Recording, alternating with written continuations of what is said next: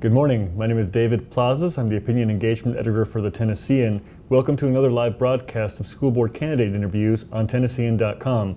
I'm joined by my colleague Frank Daniels III, Metro columnist and editorial board member, and we have Grimes Meneely, who is a candidate for District 3 in the school board race. Thank you very much for joining us today. We appreciate the opportunity to discuss with you this important race. And just want to ask you, why are you running, and tell us a little bit about yourself. Okay. I'll flip those. So a little bit about myself. So I've been a Nashvilleian since about 1987, and I spent my entire career in public schools here. Graduated from Hillsborough High School, green and gold here. And I think I moved back here after college and have lived here for in the Englewood, East Nashville area for about 16 years. Couldn't imagine living anywhere else, actually. So. And the reason I'm running is about 3.5 years ago, I had a son named Arthur, and he will be entering in the public school system next year into pre-K. And as I started sort of looking at what the options were for his education around our district, District 3, there were only 3 out of 20 schools that were high performing according to the district's own measurement. And that really frustrated me. And I believe we can do better and we should do better. I think the current board has had 4 years to make those numbers be different, and so far they've been more engrossed in ideological fights than actually moving our students forward. I think we need a board who can be focused on student achievement while also being innovative problem solvers, and so that's sort of what prompted me to get into the race. And what are some of the top issues you see? You've talked about the ideological fights, getting back to performance. Tell us a little bit about what your top 3 issues would be coming into this race. Okay. And they're pretty big. So I think the first one is about empowering school leaders. I think the one thing that we've seen in various models is that if you get a strong leader in a classroom and give them the resources, the support, and the accountability to sort of do amazing things with the students and the teachers in that classroom, they tend to rise to that occasion.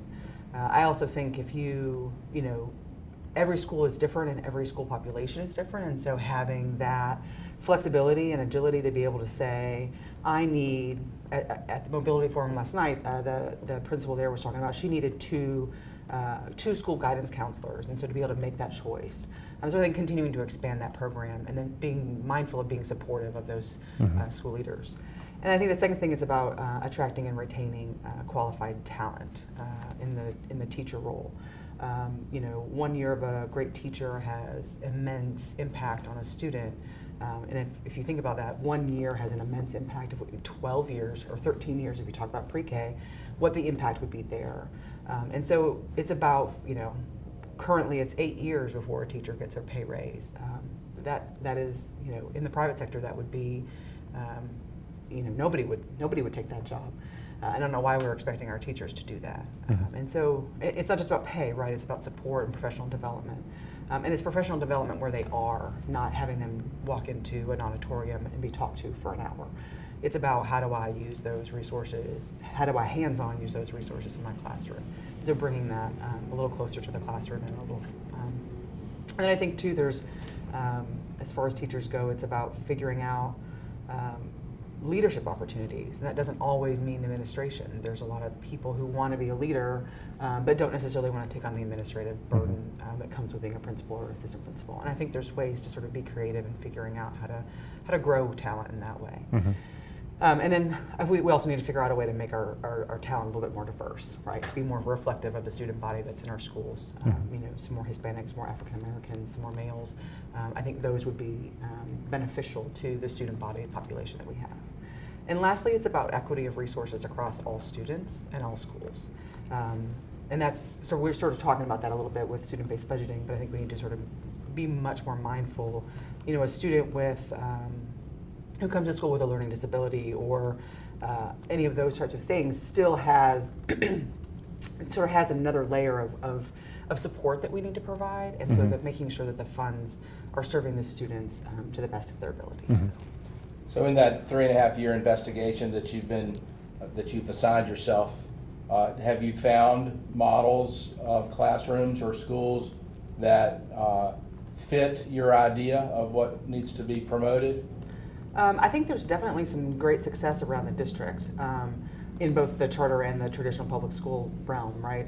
You think about the Spanish immersion program at Glendale, and I think, I look at the population in Madison, which is a fairly high percentage of Hispanic learners, and so is that something that we could replicate around in Madison, right? You've got that's peer-to-peer learning then. You've got a population of Spanish speakers fluent and a population who's learning it, and can you imagine just sort of the amazing things that could happen? I think Nashville Classical is doing some amazing things, and I'm a little bit partial as a founding board member and treasurer for the last 6 years, but we've seen the success that if you give a strong school leader some autonomy and accountability, like great things can happen for the students in that classroom. So as a founding board member of a charter school, and clearly a very good one, Charlie does a great job there, can you frame the current political debate and the philosophical debate, charter versus traditional schools from your perspective? Because clearly that's going to be an issue in your district. Yeah, so that is a very frequent question, as you can imagine. So 6 years ago when I got involved with Nashville Classical, I really did it as a way to sort of stem the tide of my friends and family that were moving away. So I had been in East Nashville for 10 years at that point, and I had literally watched family and friends pick up and move because they had either a child on the way or they had children who were approaching school age. And to me, like, I loved my community in East Nashville, and a lot of people would tell you, but at that point, I was like a champion for the East Side. And I feel like that was a way for me to say, hey, but wait, we have options here that are high quality. Please, like, keep my community the way it is. I love it this way.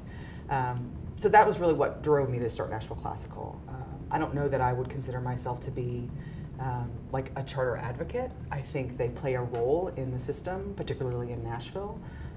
I think it's really important for us to be able to provide parents with high quality options.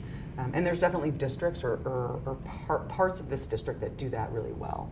I think East Nashville has some great choice options. You've got Lockland Elementary, you've got places like Nashville Classical. But when you start moving out, Goodlettsville doesn't have a whole lot of high quality options.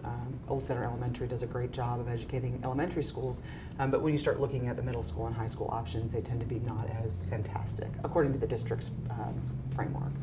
And so I think there's a balance, right? You have to figure out how do we keep charters in the mix, but also how do we make our district schools to be the choices that parents want to make, as opposed to right now parents don't want to make those choices. I mean, those are the parents that I'm talking to at the doors every day is the guy in Madison who's driving his kid to Hillsborough High School every day because he doesn't want to put his kid in Hunters Lane, or the mother whose kid was zoned for some of the Maplewood schools and she was afraid for her daughter's safety, I continually hear stories like that, and we can't expect parents to sort of sacrifice their children for neighborhood schools until they are a choice that parents want to make, I think. You're running against an incumbent, and in local races we have historically very low turnout. How would you differentiate yourself from your opponent? So I think it's a couple things, right? I'm a mother of a parent. I'm a mother of a parent. Hold on, I can't get that You're right. a grandmother? I'm a grandmother. Yeah, that'd be awkward. I'm the mother of a son named Arthur, and I think that as he continues to move through the school system, the sense of urgency with which I will be a school board member will continue to grow, right? And I think there's a piece of, the status quo isn't working. The schools have had 4 years to make some improvements in my district, and they haven't. And I think the third piece is, I have board experience. I've served on board of directors since I was in high school. I was one of the first youth representatives to be serving on the Oasis Center board in 1994. I was appointed by the mayor to serve on the Nashville Education Community Arts Television Board. At the time, that organization had been fraught with mismanagement. We had an executive director who had spent a long time mismanaging our funds, and so it was sort of a shambles when we walked in. And so I was elected board chair, and the team of people that I was working with, board and staff, were able to sort of come together, collaborate, and move the organization forward. And I feel like, from what I can understand, that organization's really thriving today. So related to that, how do you see the role of the board member, and how would you work in collaboration with the other 8 members?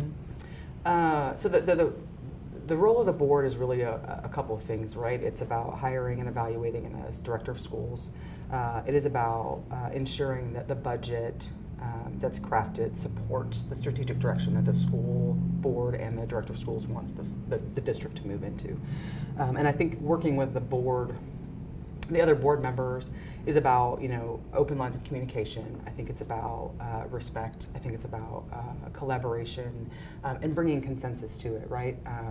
We're not always going to agree on everything. I mean, that's 9 people. You can expect kumbaya on a regular basis, especially over a 4-year time. Especially when something like children's education is at stake. But I think that once you've made a vote and that vote is passed, like, you as a board need to be unified and support that, and then sort of move forward. And if there's another vote later on and it changes, like, then you support that and you move forward. But you have constructive commentary or discussion, but ultimately it doesn't become personal, and it doesn't sort of leave after you've made a vote. The new schools director gave a reading assignment to the current school board. Have you read Leadership and Self-Deception yet? I purchased it. So the first step, right? From a local bookstore? No, unfortunately. So with campaigning, motherhood, being a wife, and having a job, like, trying to find the downtime to focus on a book has been challenging. But it's something on my list of things to do this summer, and I hope to read it because I think having a shared language with the director of schools is very important. Can you tell us one thing that you think that the metro schools are doing well right now? So I think that they have unanimously hired a director of schools, and I think that that's to be applauded, right? So 9 of them came together and they voted on one person and they agreed. I think it's unfortunate that it took 1.5 years to do that and 1 failed attempt. Our students have been without a leader for over 1.5 years, and I think that's frustrating. But I applaud them for actually getting there. So that's one thing they've been doing well. And then conversely, if you could fix one thing about metro schools, what would you fix?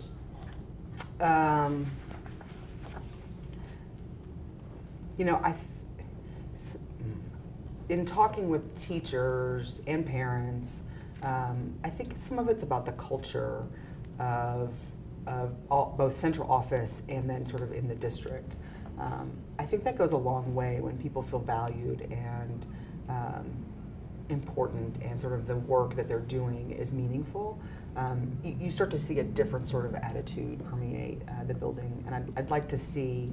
And I think Dr. Joseph is heading in the right direction. I think he's being open to community and input and collaboration, and that's a first step. So I'm excited to see where he takes us. Well, then you'll enjoy the book. Okay, good. Last week, the school board decided to vote to sue the state over basic education program funding. I wanted to ask you your position about whether you thought that was the right decision, and had you been on the board, what approach might you have taken? So first of all, let's just say that I don't think our schools are funded to the extent that they should be. So there's always the schools are underfunded, and I think if you disagree with that, you've just not been paying attention. As far as the board sort of moving forward with a lawsuit, for me, litigation is always a last resort, and I guess I just question the timing of this. We've got a new superintendent who starts on July 1st. And sort of on the board experience that I have is that normally the CEO, or in this case the director of schools, would say, hey, this is the course of action that I would like to take, and give that to the board, and the board would vote on it, and then we would sort of move forward.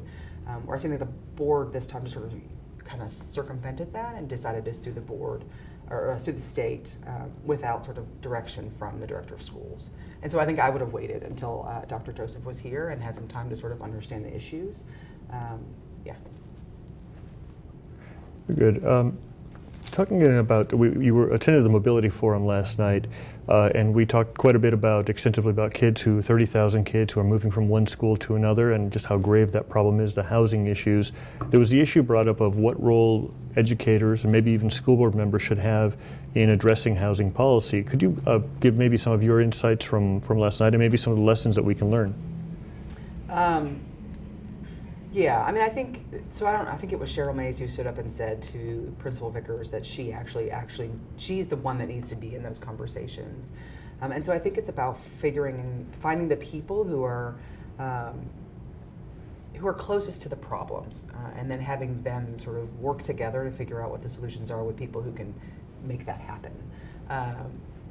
I also read an article a while back. There's a district in St. Louis who actually opened and it's volunteer run, a shelter for homeless children, and it provides sort of that family structure, food, lodging, and homework help.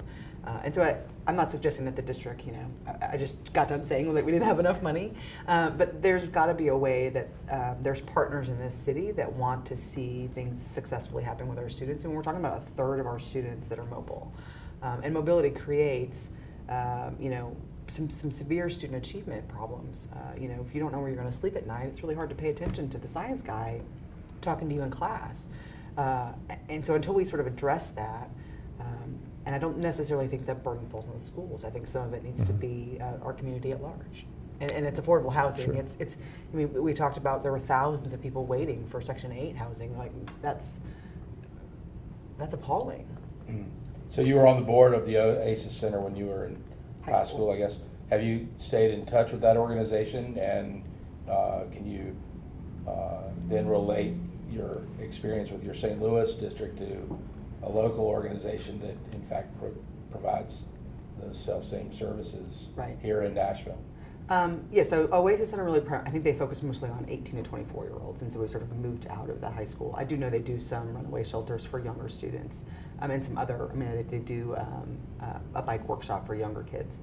But this is really just primarily a place that provides a home environment, and whereas the shelter at Oasis, I think, provides some of the basic functionality of that, I'm not sure that it provides the structure that's similar. So I've kept in touch with some people at Oasis Center, and they're on my donation list on an annual basis. I haven't been as involved there as I have been. I've been a little busy with it. You might want to reconnect. Yeah. I think that they're providing those services that you were lauding in St. Louis. Mm-hmm. So when it comes to your own approach toward community engagement, you had mentioned this and other candidates had mentioned that the school district is falling short right now in terms of engagement and collaboration. What would you see as optimal collaboration, or at least a start to getting there to engaging the public? Well, I think Dr. Joseph has started to do a great job of gathering in that community engagement. And so the board's role in that, I don't know. The board adopted a policy governance stance several years ago, and so,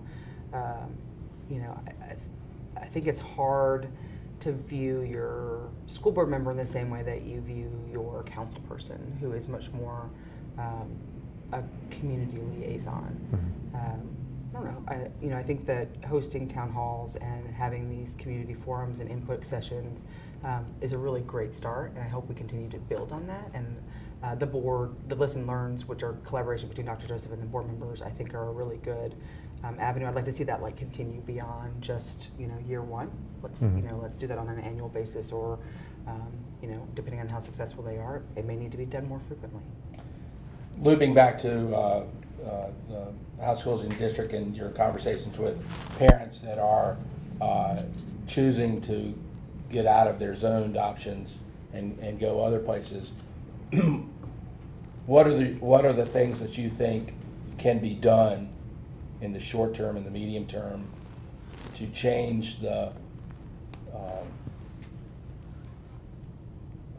direction of those schools, and how would you as a board member advocate for those changes? So particularly in my district, and I sort of moved north into the more Madison and Goodlettsville, specifically when I think about some of the choice is more aptly utilized up there, I think, than sometimes in the Inglewood area. It's about providing stability for students, and that means a principal that stays in the building for longer than 3, 6, 18 months.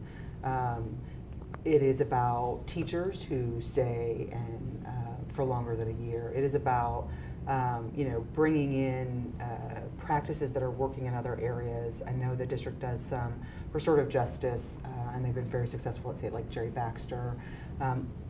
There's definitely, one of the schools that I went to, I heard some parents remarking how they didn't even feel safe at the school in Madison. And so, like, how do we help students sort of manage anger and frustrations and that sort of thing? So I think there's a couple of things that we're doing around the district that are really helpful. And so sort of, can we apply those with a broader base? And I don't think that means, a universal rollout of the restorative justice program across 150 schools. I think that means, like, where are we seeing heavy patterns of disciplinary problems, and can we apply that quickly? So I think, so there's schools that are having some great success with things, and let's figure out how we can replicate those quickly. So one of the things we've heard from quite a few candidates is they're being impressed with the Academy's program. Is that an example of something that is perhaps not being taken advantage of in your district as much as it is in other schools? Yeah, no, I think actually the academies are, Stratford is just outside my district, but a lot of kids are zoned there. Maplewood and Hunters Lane all participate in the academies program. I have not experienced Hunters Lane. I have seen Maplewood and Stratford's at this point, and I think they're pretty impressive. If you think back to when I was in school, we had 2 tracks and they were very separate. I love that this is an integrated way to sort of get students involved in different things. I think the experiences that you can get in high school, sort of learning about robotics or chess or the hospitality industry or whatever, those are the things that sort of you take with you. And trying out careers before you have to make a decision and spend $20,000 or $30,000 a year, getting a degree to support that, I think is beneficial. And so I think the academies are a great tool. I want to continue to see, partner engagement there. I know Firestone works with Maplewood in their auto sort of arm, and so like continuing to build those sort of relationships, and maybe that becomes a factor in how we recruit businesses here. What are we lacking, and what partners do we need in the schools? Mm-hmm.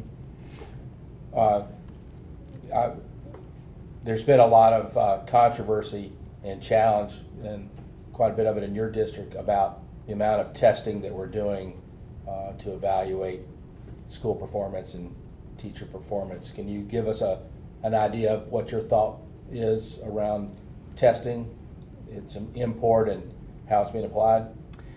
So the first thing that comes to mind, a lot of the tests that we are required to do are mandated by the state, and so sort of the district and the board has a limited role to sort of play with. What I would suggest is that any assessments that are not mandated by the state, we need to evaluate and figure out, are these helping the students? Are these helping in direct instruction? Are these helping sort of guide and assess students and the teachers, moving them forward? And then if they're not, obviously move them out. Or if they could be stronger, search for a better option. The teachers that I've had conversations with like having assessments, and it helps them understand where their students are and where they need to go. So I don't think, we can't do away with all tests or assessments. And I think too, if you have a strong leader in a building who sort of understands what the needs for that individual school body is, maybe they have some flexibility about which assessments that school needs, and do they want to test on the way in, or do they want to test 1 month in, or do they want to do this? And so that may be a way to sort of change the conversation about testing. But of course, if we have 35% mobility, we seem to have some consistency in how tests are done, so that as students move from one place to the other, there's minimal impact as possible, right? Well, and we would have some, right? The state mandated test would be the same no matter where you went. And the curriculum is the same. I'm not suggesting that, at one school they're teaching, Darwinism, and at the other school they're teaching, creationism. I mean, like, we can't be, the subject matter and sort of the That needs to be a standard, but the way you assess that can be different. And it sounded to me like in your process that got you engaged in running for school board, certainly the results from testing was very much a part of how you made your evaluation and decisions. Yeah, I mean, I use the academic performance framework and then also just some anecdotal data. And so the APF, which is the district's measurement, really is not just test scores. It's also teacher feedback, parent feedback, and student information. And so there's more than just scores in there. And some of it's about the direction the school, sort of the movement the school is making. But yeah, I mean, according to that, only 3 out of our 20 schools in a district are high performing, which is that means either they're satisfactory or worse. And I don't know, satisfactory isn't necessarily okay with me either. So. Okay. In your campaigning, what are you hearing from your constituents, and is there anything that's surprising you in terms of what they're looking for in the school board? Surprisingly, I'm hearing a lot of just, particularly in Madison, can you make our schools great again? I think Madison at some point in its history had, a thriving community and had, a lot of people engaged in the school system, and those schools were doing really well, and sort of that fell over the last 20 years or so, and I think they want to go back and see what it looks like. But I think there's also some new influx of folks from, because as the affordability level starts to move more north, Madison and Goodlettsville, you're starting to get a lot of new young families who didn't know what it was like, but they know what they want it to be, and it's not necessarily they have the same vision. It's just how they got there differently. That's what I'm hearing. Is just like, I wish I could send my kid to the school down the street, but I know it's not good, or I know they're not safe, or whatever the anecdote is. Do you get a sense that the community understands just the fast changing demographics of the school system, the challenges that come with that? And I mean by that, the growing English language learner population, the growing level of poverty that you have in there, and also the concerns that has and the challenges it brings to MMPS. I think there's pockets of people who understand the changing demographics and what that means for the school system. I think that for the most part, people are really just thinking about their child and finding the best place for that, for their child to succeed. And so, as a parent, I think a lot of times you can get really micro-focused on your child. And, we talked about this a little bit last night, was to sort of pull out and think about your child as sort of a part of the whole. But I'm not sure. That's not an easy thing for parents to do sometimes. So. What's the most surprising thing you've heard when you've been knocking on doors?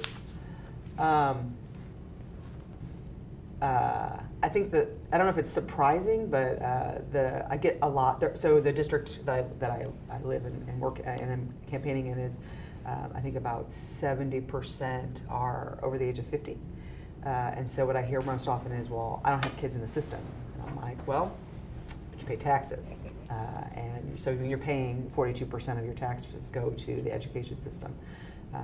And those students are in your neighborhoods. Those schools are in your neighborhoods. And so trying to explain to people that actually it impacts you a lot greater than you think it does. So having those conversations has been interesting. I think that way, and I recognize that, and to quote Mayor Dean, it is all connected, and so having that stuff sort of pointed out to people, they're like, oh yeah, I guess I do see that. Yeah, that makes sense now. So.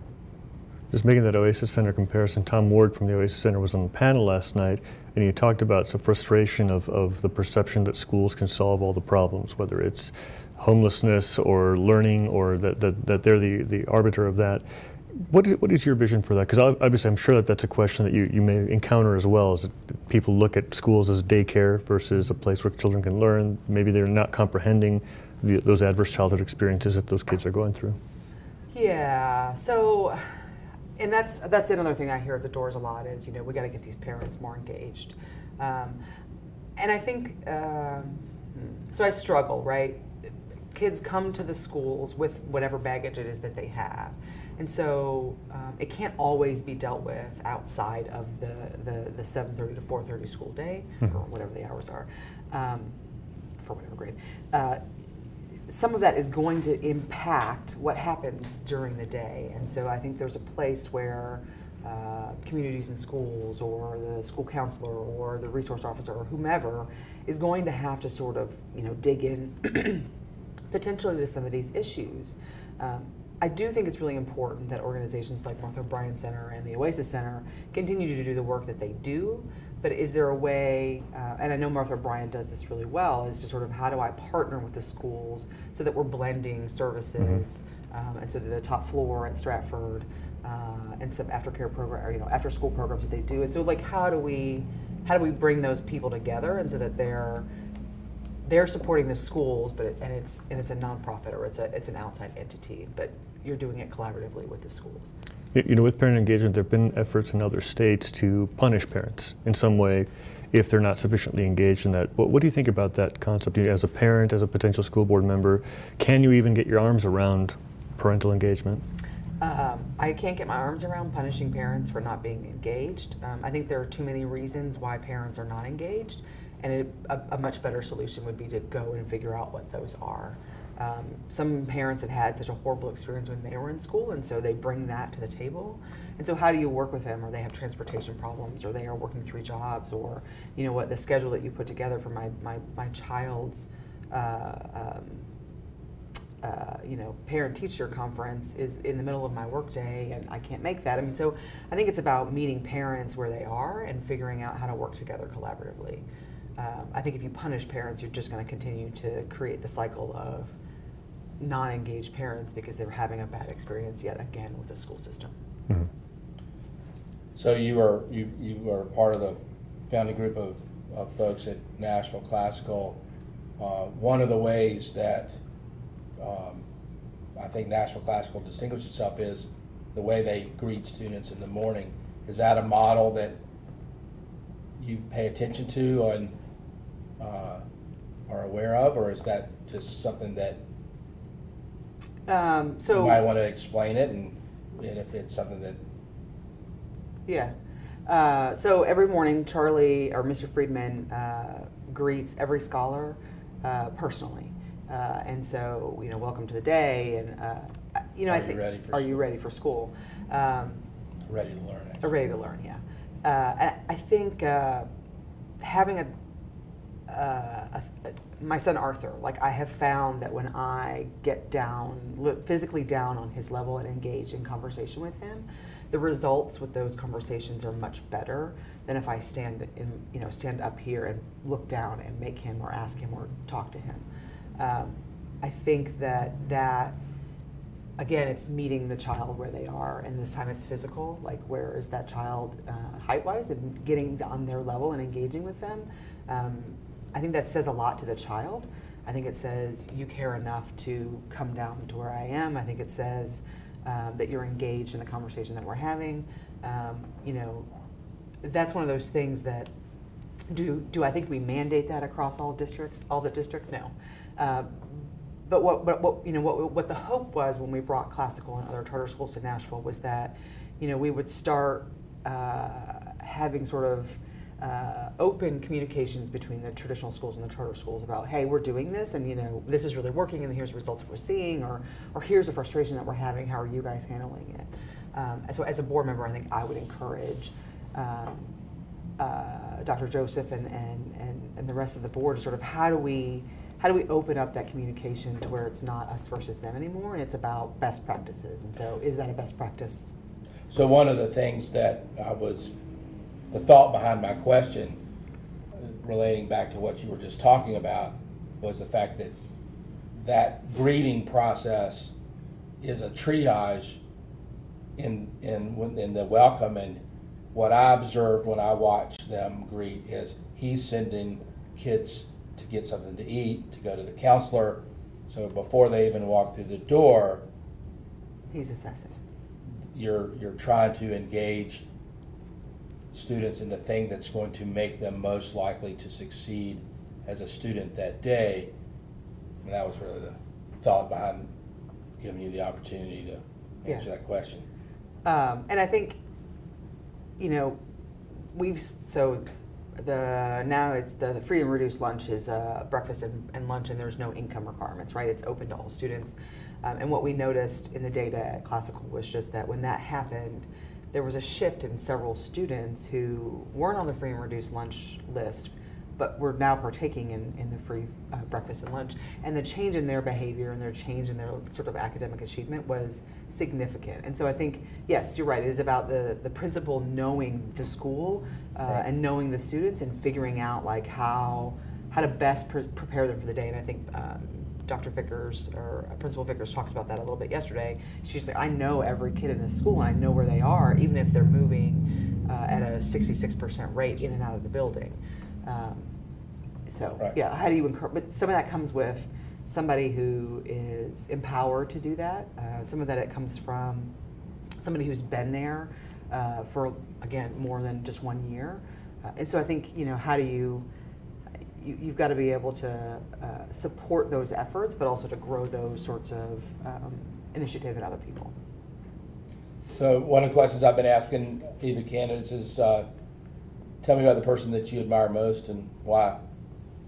Okay, well, I'm trying to narrow this down to two, and I'm not down to one, but I keep with the two in my head. So I had a third grade teacher, Mrs. Nordberg, whom I adored. So I was a straight A student like most of my career, but I always got a C in conduct. I couldn't stop talking, and I couldn't sit in my seat.